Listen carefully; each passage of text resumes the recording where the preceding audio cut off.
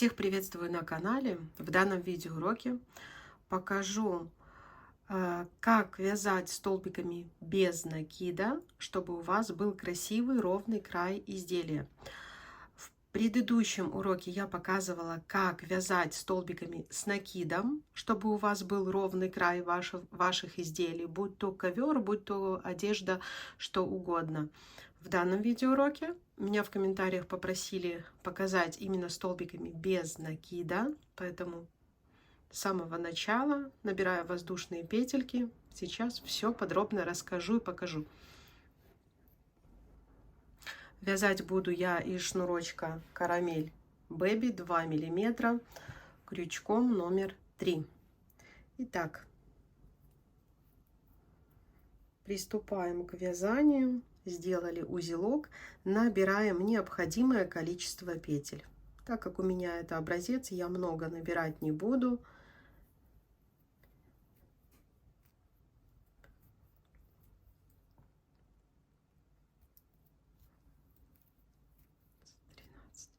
Я набрала 13 воздушных петель.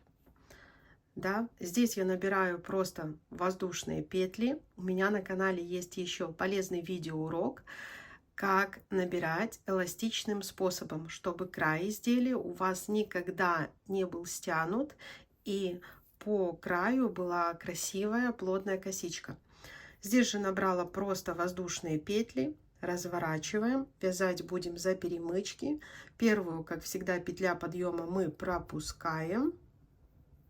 Под следующую перемычку мы провязываем столбики без накида.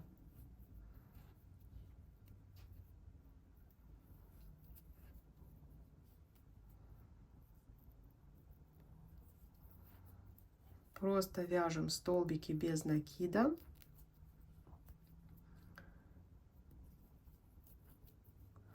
У нас их должно получиться 12. Так как всего мы набирали 13 воздушных петель, одна из них была петлей подъема.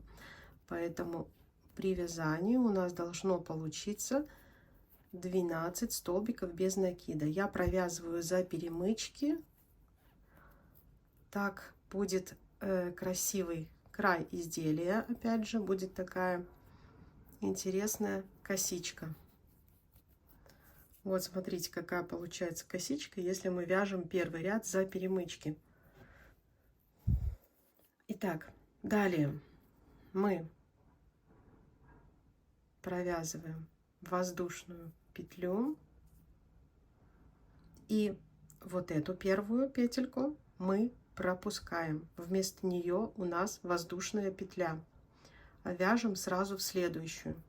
Вот мы провязали воздушную петельку, да, и провязываем не в эту, а вот в следующую петлю под косичку. Мы вяжем, еще раз повторяю, столбики без накида.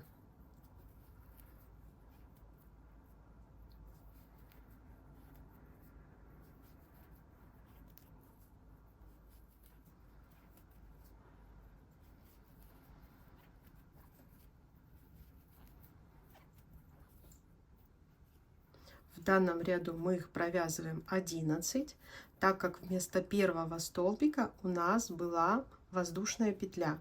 Смотрите, как провязываем последнюю. Это только во втором ряду, так в последующих рядах я вам покажу, как вязать. То есть можете пересчитать. У нас должно быть 7, 8, 9, 10, 11 столбиков без накида, плюс вместо первого столбика у нас воздушная петля. Далее снова делаем воздушную петельку и разворачиваем наше вязание. Мы будем вязать третий ряд. Опять же, в начале, как всегда, мы первую петлю пропускаем, вместо нее у нас воздушная петля подъема.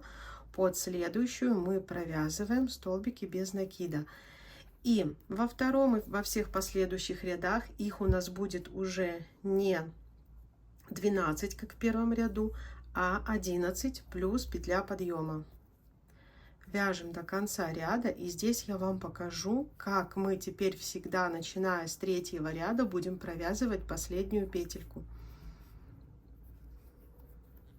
Так как последняя у нас является петля подъема.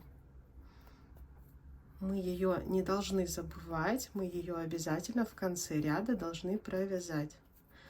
Вот, смотрите. Вот это у нас была, когда мы начинали второй ряд, да, петля подъема. Заводим крючок, и над крючком вот такая как бы перекрещенная петля у нас.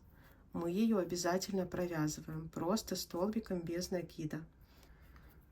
Далее снова вяжем все точно так же, как я вам показывала. Просто воздушная петля.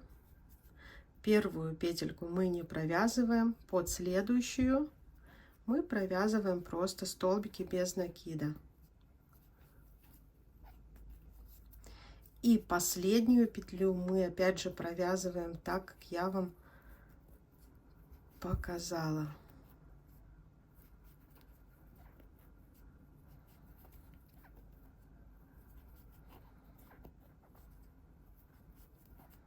Смотрите, доходим, чтобы провязать последнюю петлю. Вот на крючке, вот она такая перекрещенная, да, это наша воздушная петля, первая. В конце мы всегда не забываем ее провязывать, просто столбик без накида.